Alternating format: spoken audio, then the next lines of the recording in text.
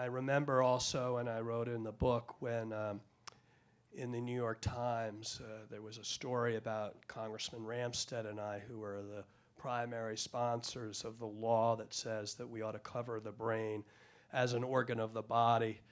And we had to fight real hard to have the Congress and President acknowledge that the brain was part of the body, and that insurance companies ought to actually reimburse for brain illnesses like they would any other physical illness. When he was just saying that he fought for a really long time in the Congress to get the brain realized as, considered as part of the body, people were laughing. But that has been really your life's work. And to get it covered so that you can go and get your therapy covered, that you can get your medication covered, is because he worked like that. How tough was that, and where do we need to go with that? Well, thank you, Maria. The fact that I got to be the primary sponsor should tell you something about stigma.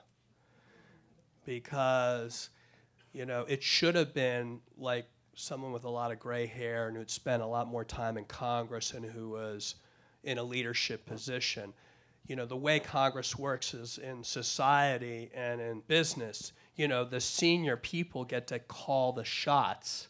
And if they want their name first on an important bill, if it had been something about, positive child care, supporting veterans, everybody would have been falling all over themselves to put their name first, right? If it had been for cancer, there would have been a list a mile long, and it would have noted all the senior members of Congress. So it says something that as the youngest member of Congress from the smallest state in the country and in the minority party, I got to put my name first.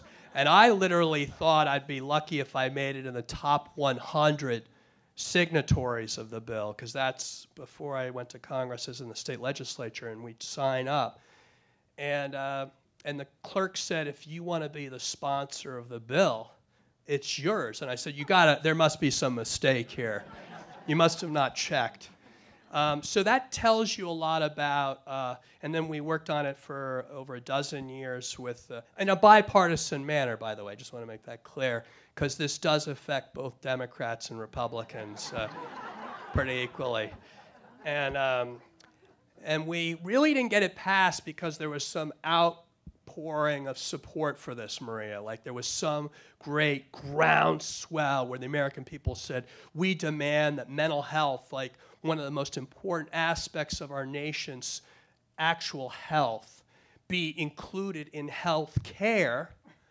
That's not the reason the bill passed. The bill passed because our friend Chris Dodd figured out an ingenious way to put the $700 billion TARP, Toxic Asset Relief Program, bailout of our nation's banks into our bill, H.R. 1424, the Mental Health Parity and Addiction Equity Act. That's why it's important to vote.